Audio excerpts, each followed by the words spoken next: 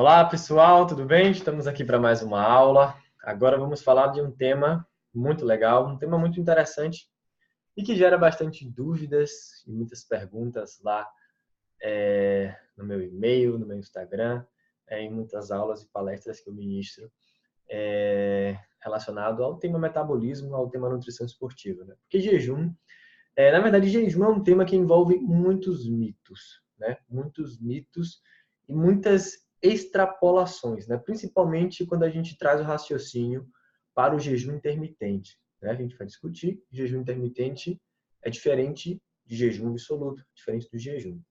A ideia dessa aula é discutir o que acontece com o nosso corpo do ponto de vista do metabolismo dos nutrientes, do metabolismo dos carboidratos, das proteínas e dos lipídios, quando ocorre o jejum em nosso organismo, né? Sempre que ocorre o jejum, né, que seria a ausência de nutrientes ou baixo fornecimento de nutrientes, ou período pós-fornecimento de nutrientes, seria período pós-absortivo, o que acontece com o nosso organismo? O que muda do ponto de vista do metabolismo dos carboidratos, proteínas e lipídios? Como é que os processos fisiológicos dependentes de energia são mantidos durante esse período?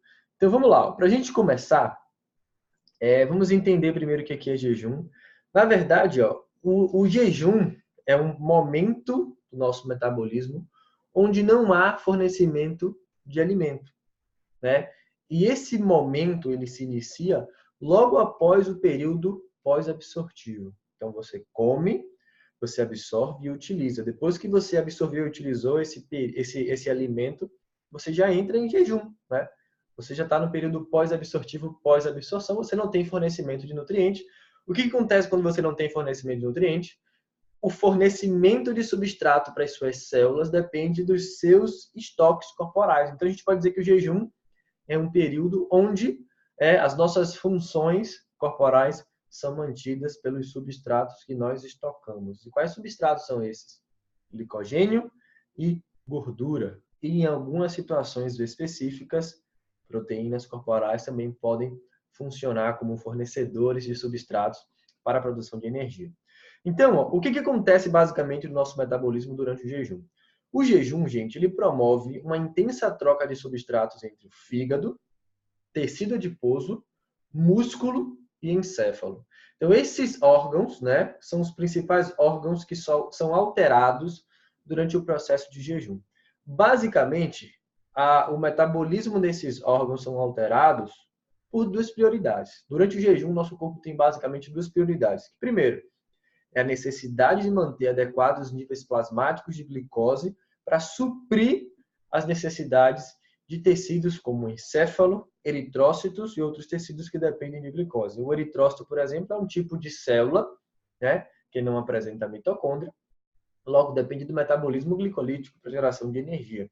O encéfalo também é um tecido, né, o nosso encéfalo, ele depende primariamente de glicose. Em algumas situações, a gente vai ver, ele pode utilizar corpos cetônicos, mas ácidos graxos não atravessam a barreira hematoencefálica, logo, o nosso encéfalo não consegue extrair energia a partir de gorduras, então ele depende exclusivamente de glicose, mas em situações de baixa oferta ele pode dar prioridade à oxidação de corpos cetônicos com o intuito de reduzir a demanda de glicose. Isso é uma adaptação. Então, o primeiro passo, a primeira prioridade é manter o fornecimento adequado de glicose. O segundo passo é mobilizar ácidos graxos, né, do tecido adiposo, que é o nosso principal estoque de energia, bem como sintetizar corpos cetônicos, que acaba sendo também uma fonte de energia muito importante durante o jejum, para suprir energeticamente todos os outros tecidos. Então, duas prioridades. Primeiro, manter o fornecimento de glicose constante. E segundo, manter o fornecimento de energia constante. Né? Você pode pensar, professor, mas a segunda prioridade não daria conta da primeira? Fornecer energia não entraria também fornecer glicose? Sim, né? O fornecimento de glicose tem o intuito de fornecer energia. Mas, como a gente falou, tem órgãos que dependem primariamente de glicose. E esses órgãos não podem extrair energia de outros substratos, como as gorduras, por exemplo. Então, é como se o corpo desse prioridade para manter o fornecimento de glicose para os tecidos que dependem de glicose e manter o fornecimento de energia para os outros tecidos, né, que não dependem exclusivamente de glicose. Então, no jejum, a prioridade é garantir o fornecimento de energia adequado para o funcionamento de todos os tecidos. Essa é a prioridade durante o jejum. E o que acontece? Primeiro, existe energia suficiente no nosso tecido adiposo, se a gente pegar um indivíduo com 70 quilos, né, com percentual de gordura média, de mais de 100 mil quilocalorias. Se você pegar lá um indivíduo, vamos supor que um indivíduo com 70 quilos, né, que tem lá, sei lá, 15 a 20% de gordura. Vamos colocar 15% de gordura. Esse indivíduo com 15% de gordura, que é um indivíduo magro, né, magro para os padrões atuais, de 70 quilos, ele vai ter o quê? 10,5 kg de gordura. Se você multiplicar 10,5 kg, né, 10,5 kg são 10.500 gramas de gordura.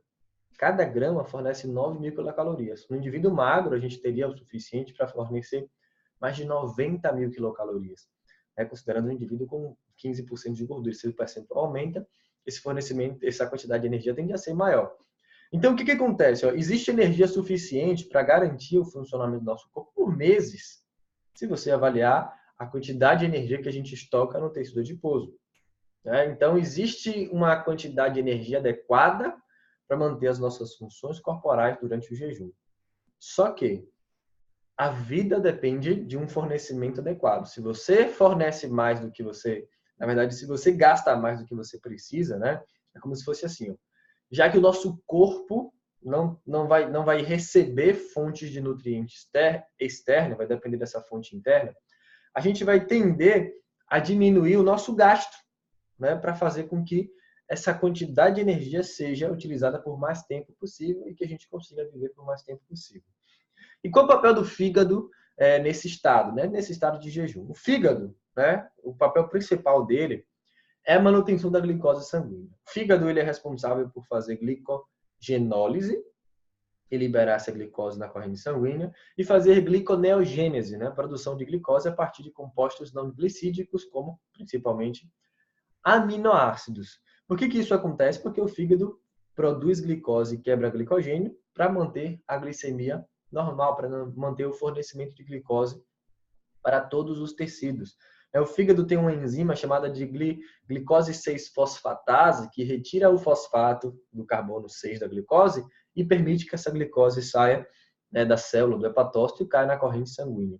O fígado também converte aqui, aminoácidos glicerol e lactato em glicose. Então, a gente pode ter a via da gliconeogênese, como essa imagem mostra, onde aminoácidos glicogênicos, glicerol e lactato podem ser convertidos em glicose. Essa glicose pode ser liberada na corrente sanguínea.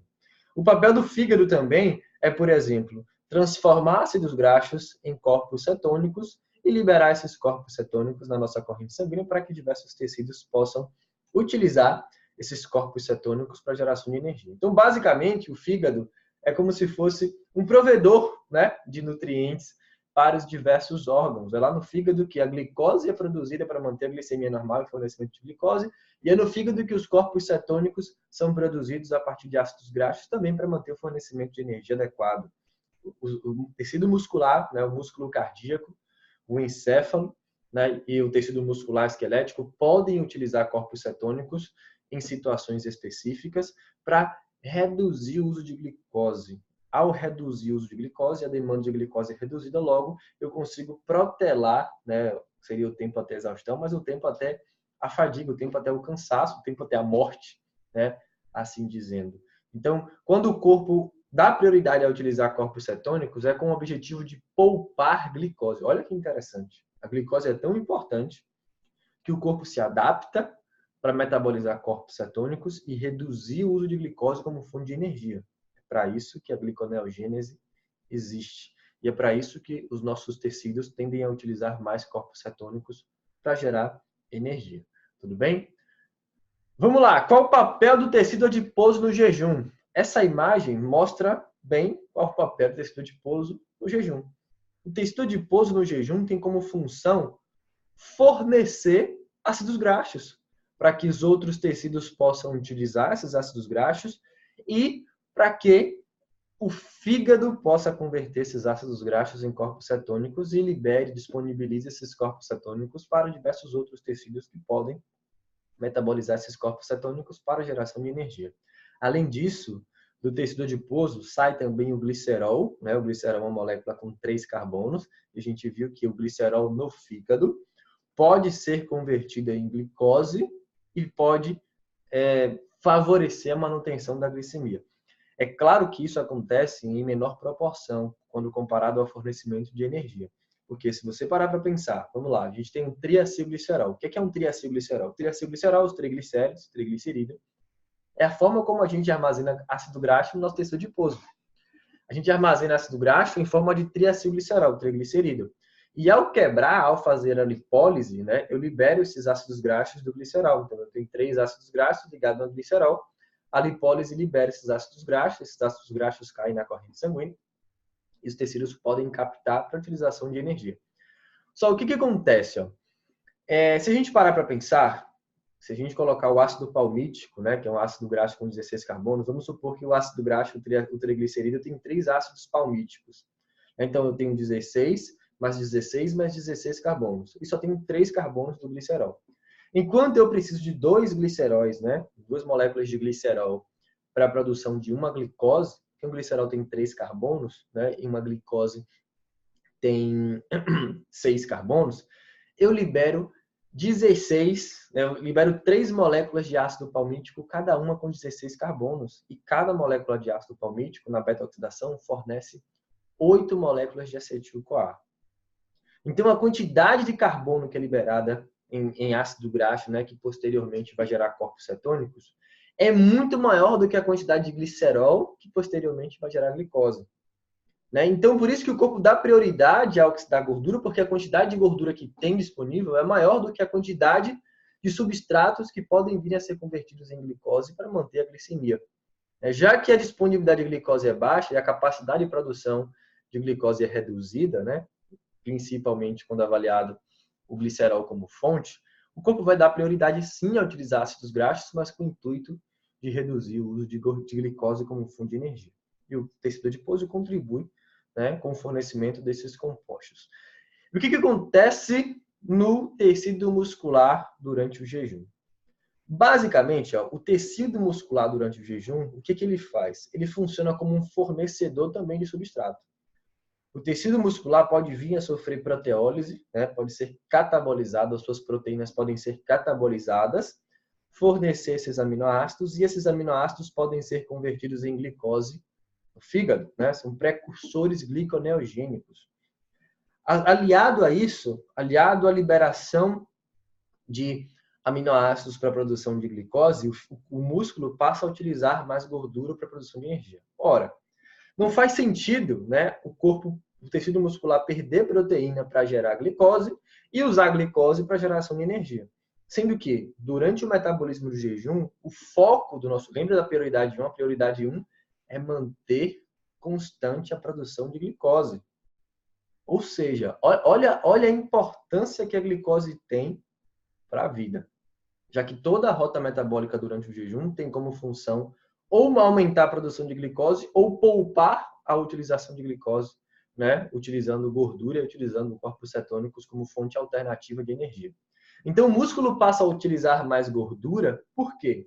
Porque ele libera aminoácidos das suas proteínas para gerar glicose, com o intuito de manter a glicemia para fornecimento de glicose para tecidos que dependem exclusivamente de glicose, já que o músculo pode utilizar tranquilamente a gordura, né, os ácidos graxos e os corpos cetônicos para a produção de energia lá no metabolismo oxidativo, né, oxidando essas moléculas, gerando CO2 e água. O músculo pode fazer isso. Então, a prioridade do músculo é liberar aminoácidos para manter a glicemia constante e utilizar gorduras e corpos cetônicos para geração de energia.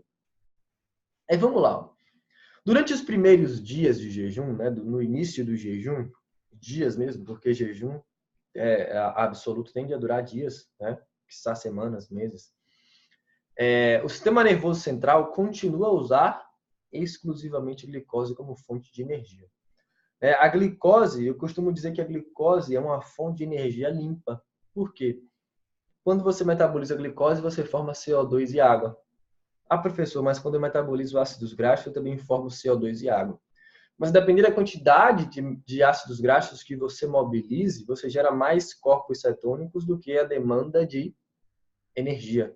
Então, a utilização exacerbada de ácidos graxos para geração de energia pode levar ao acúmulo de corpos cetônicos, né? Não que isso seja prejudicial, isso é um ponto benéfico, porque força alguns tecidos a usar corpos cetônicos e a diminuir glicose, o uso de glicose para manter a sua glicemia. Mas a glicose é uma fonte de energia limpa, né? A gente utiliza essa glicose, produz CO2 e água. O cérebro utiliza essa glicose para geração de energia, a principal fonte. Só que durante o jejum, no jejum prolongado, por exemplo, mais de 2 ou 3 semanas, os corpos cetônicos atingem níveis plasmáticos significativamente elevados e, juntamente com a glicose, se tornam combustível no encéfalo. Então, durante o jejum prolongado, o encéfalo não para de usar glicose. Ele continua usando glicose em menor proporção, né? Porque ele vai dar prioridade à produção de corpos cetônicos para poupar glicose. Então, o cérebro passa a usar corpos cetônicos com o intuito de poupar glicose. É porque glicose é importante. Quando a gente fala, quando você ouve alguém falar, glicose não é importante porque o nosso corpo produz. Graças a Deus que o nosso corpo produz. E a nossa sobrevivência depende dessa produção adequada. Então, se você conseguir fornecer de forma satisfatória, quantidades adequadas de glicose, você vai diminuir o esforço que o seu corpo faz. Nada de errado, porque o nosso corpo, de fato, ele está bem adaptado a diversas situações, né? Nós nos adaptamos às adversidades, à alteração do fornecimento, a diminuição do fornecimento de um nutriente, o aumento do fornecimento de outro. A gente se adapta muito bem a isso. Mas fornecer glicose diminui o esforço metabólico, já que quando você não fornece, o corpo lança mão de diversas vias para manter o fornecimento adequado de glicose para os tecidos. Mas, em jejum prolongado, o encéfalo pode vir a utilizar corpos cetônicos. E ele faz isso, mas o objetivo disso é reduzir o uso de glicose para manter o fornecimento de glicose adequado para os outros tecidos. Aqui a gente tem uma imagem, bem legal essa imagem, mostrando como é que funciona a interação entre o fígado, adipócito, encéfalo e músculo durante o processo de geração de energia. A gente falou das prioridades. A prioridade 1 é alimentar os tecidos dependentes de glicose, a glicemia mantida inicialmente, né, pela degradação do glicogênio hepático, seguindo da gliconeogênese. E essa gliconeogênese utiliza precursores glicogênicos, né, dos aminoácidos, né, derivados da musculatura. Então, o músculo fornece glicose para os tecidos, para o fígado, na verdade. O músculo fornece aminoácidos para a produção de glicose no fígado. O tecido adiposo fornece ácidos graxos para a utilização tanto no músculo, né, como a conversão de ácidos graxos em corpos cetônicos no fígado. E esses corpos cetônicos servem como fonte de energia para o encéfalo e para o tecido muscular. Note que, durante o jejum, a utilização de glicose pelo músculo ela está bem reduzida. Olha que interessante. Baseado nisso, né, baseado na ideia de que durante o jejum o músculo tende a diminuir o uso de glicose para a geração de energia, não é interessante você realizar exercícios de alta intensidade, né, em jejum. Por quê? Porque o metabolismo corporal diminui, né, a utilização de glicose, consequentemente a utilização muscular de glicose, para dar prioridade para o fornecimento de glicose para outros tecidos. Então, isso daqui pode até ser plausível, né, em exercícios de longa duração e moderada intensidade, já que o metabolismo energético pode ser mantido com a utilização principalmente de ácidos graxos.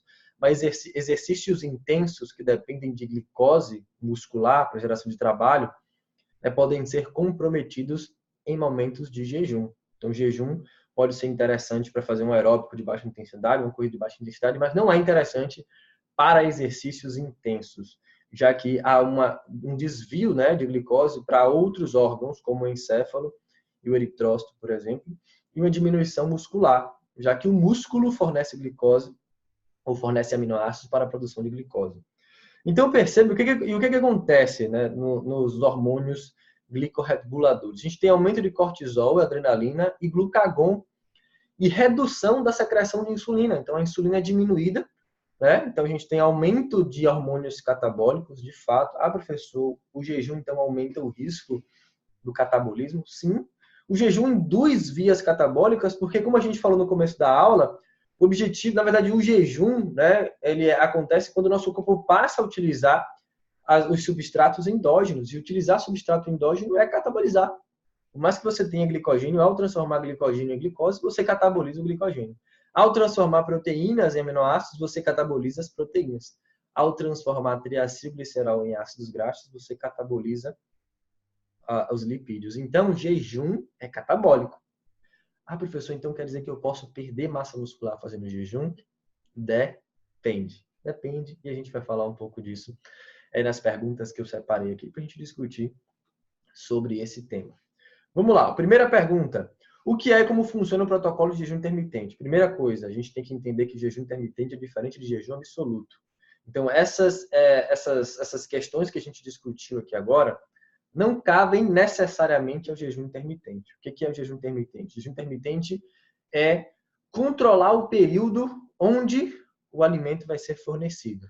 Durante a dieta normal, geralmente a gente come no intervalo de 12 horas. Vamos supor que a gente come de 8 da manhã às 8 da noite, em média. Então, a gente come durante um período de 12 horas. Come 12 horas e passa 12 horas em jejum, que é geralmente o momento que a gente está dormindo, que a gente se prepara para dormir. Durante o jejum intermitente, essa janela de ingestão tende a ser menor. Então, durante o jejum intermitente, a janela de ingestão tende a ser de 8 horas. Então, durante o dia de 24 horas, a gente come durante 8 horas e passa 16 horas em jejum. Isso é completamente diferente de jejum absoluto. E esse é um erro grande, esse é um erro grave, porque muita gente extrapola as vias de jejum para o jejum intermitente. E muitas vezes essa janela de 8 horas é tranquilamente adequada para fornecer energia, caloria, e isso não gera nenhum tipo de impacto negativo, negativo no organismo de um indivíduo. Ah, professor, mas tem protocolos de jejum, protocolos de dia alternativo, onde a gente passa 24 horas sem ingerir nutrientes. Em 24 horas, é óbvio que a utilização de substratos endógenos é diferente da utilização de substratos endógenos em 8 horas de jejum. Então, o protocolo de jejum intermitente não é jejum absoluto. Jejum absoluto é onde o indivíduo passa vários dias sem se alimentar. Jejum absoluto pode levar o indivíduo à morte, à letargia, a cansaço, à fadiga e morte. O jejum intermitente não. O jejum intermitente é períodos específicos, alguns dias, de gente que faz por um dia inteiro sem se alimentar. Então, não tem riscos, não tem muitos riscos, e a gente já vai para a pergunta 2. Fazer jejum causa algum dano metabólico ou endócrino? Jejum absoluto, sim. Jejum absoluto aumenta a quantidade de hormônios catabólicos, cortisol, os glicocorticoides, aumenta glucagon, aumenta adrenalina e diminui a concentração dos hormônios da tireoide. Olha que interessante. Jejum absoluto diminui a secreção de T3 e T4. T3 e T4 associado ao aumento do metabolismo. Aumentar o metabolismo significa gastar mais energia. E jejum, a gente está num período de escassez de energia. Então, o intuito é reduzir o gasto energético. Por isso que o indivíduo fica fadigado. Então, o jejum absoluto, sim, causa distúrbios metabólicos, mas o jejum intermitente, não. Principalmente o protocolo de 16/8, que é um protocolo tranquilo de se realizar. Não causa nenhum tipo de risco metabólico. É o jejum intermitente, o absoluto causa. Por isso que a gente falou da importância de diferenciar jejum absoluto e jejum intermitente. O grande risco, na verdade, do jejum intermitente, atualmente, que eu vejo, é o risco do desenvolvimento de compulsão por pessoas que podem não estar adaptadas a longos períodos de ausência de alimento. Por exemplo, se você tem um paciente que costuma fazer refeições a cada 3 horas, e ele sente vontade de fazer isso, se você optar por fazer refeição, por exemplo, ele vai ficar a manhã inteira sem comer, vai comer só de meio-dia, de 12 às 20, de meio-dia às 8 horas, você vai abrir mão da manhã inteira. Isso pode aumentar a fome dele, pode levar o paciente a uma compulsão alimentar. Então, jejum intermitente, em pessoas que não estão adaptadas, podem sim levar a uma compulsão alimentar. Ah, professor, mas a pessoa pode se adaptar? Pode. Mas durante esse período, ela pode desenvolver uma compulsão, uma vontade louca de comer por aumento de fome. Tem gente que não se adapta. Luan, por exemplo, não se adapta a períodos longos de jejum. Jejum intermitente não se adapta, não é uma dieta adequada para Luan, mas pode ser adequada para muitas pessoas. Nada de errado com isso. Mas não causa dano. Jejum provoca termogênese adaptativa? Sim e não. Por que sim e não? Jejum prolongado, o jejum absoluto, sim, é óbvio. Jejum absoluto, ficar muito tempo sem comer, induz uma redução do gasto energético, porque o corpo está tentando proteger o máximo, as suas reservas energéticas, a gente tem redução da secreção dos hormônios da tireoide, a gente tem redução do metabolismo, sim, mas no jejum intermitente, não. O jejum intermitente, como a gente falou, é um protocolo onde a gente passa certos períodos de comer. Gente, existem muitos mitos em relação ao jejum intermitente. Não é um protocolo perigoso, né? Porque a humanidade, por assim dizer, foi, de certa forma, adaptada a passar longos períodos de jejum. Na história, né, a gente passou a fazer refeições a cada 3 horas com a Revolução Industrial, com a Revolução Tecnológica, onde o fornecimento de nutrientes foi aumentado, o fornecimento de comida foi aumentado. Nada de errado comer em 3 em 3 horas, é o normal, é o habitual da sociedade atual. Mas o nosso organismo está adaptado a sobreviver, né, até meses em jejum. Então, o jejum intermitente não é arriscado. A questão é, ele é adequado, ele é necessário, ele é indicado para o paciente. Mas se o paciente se adapta tranquilamente, tem muitos pacientes que fazem jejum intermitente por hábito, né? Tem gente que não gosta de se alimentar pela manhã, isso não tem nada de errado. Nesse caso, não gera termogênese adaptativa, mas o jejum prolongado, sim. É por isso que eu falei no começo, de responder essas perguntas, que muitas vias que a gente discutiu no metabolismo de jejum prolongado não cabem ao jejum intermitente, porque o jejum intermitente é um jejum curto, não chega a gerar estresse metabólico como o jejum prolongado geraria. Quarta pergunta, e pergunta muito interessante. É complicado hipertrofiar fazendo jejum? Jejum absoluto, sim, obviamente, né? Porque a gente viu que no jejum absoluto a gente tem desvio de aminoácidos das proteínas musculares para geração de glicose. Mas no jejum intermitente, não. Desde que o paciente atinja as necessidades de carboidratos, proteínas e lipídios. Fazer jejum intermitente não significa fazer dieta hipocalórica.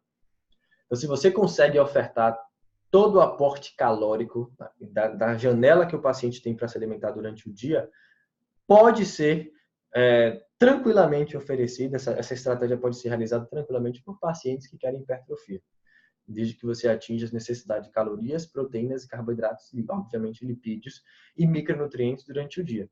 Então, o jejum intermitente não atrapalha a hipertrofia. O jejum absoluto, obviamente, atrapalha a hipertrofia. Ninguém vai ficar forte passando dias, semanas sem comer, porque vai faltar substrato para a produção de músculo.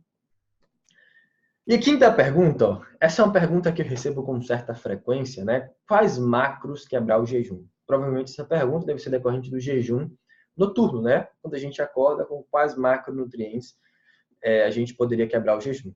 Depende do que você está querendo. Por exemplo, se você quiser reduzir o cortisol, que está aumentado durante o período de jejum, a melhor forma é ingerir alimentos ricos em carboidratos. Você aumenta a insulina, baixa o cortisol, baixa o glucagon. Você vem de um estado catabólico e fornece glicose e gera um estado, ou entra em um estado anabólico. Então, se você quer quebrar o jejum, reduzir o estado catabólico, você entra com alimentos fontes de carboidrato, né, que vão aumentar a liberação de insulina.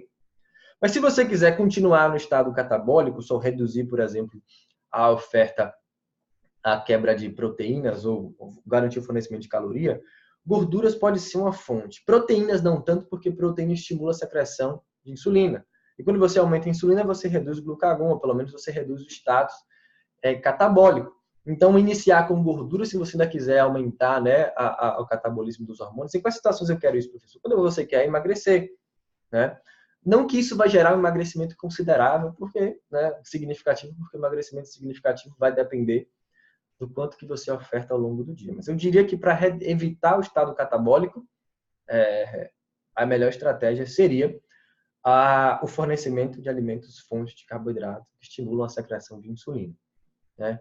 Outra estratégia é fornecer alimentos fontes de gordura, onde a gente pode manter o status catabólico, o estado catabólico do indivíduo, aumentando a degradação de nutrientes.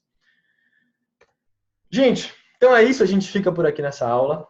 Um grande abraço e até o nosso próximo encontro. Se tiver alguma dúvida, deixa aqui embaixo. Não esquece de deixar o seu like e compartilhar esse vídeo, né, com quem você, com seus amigos, com seus colegas, né, com quem seja interessante compartilhar essa informação na sua rede de amigos. Então é isso. Um grande abraço e até o nosso próximo encontro.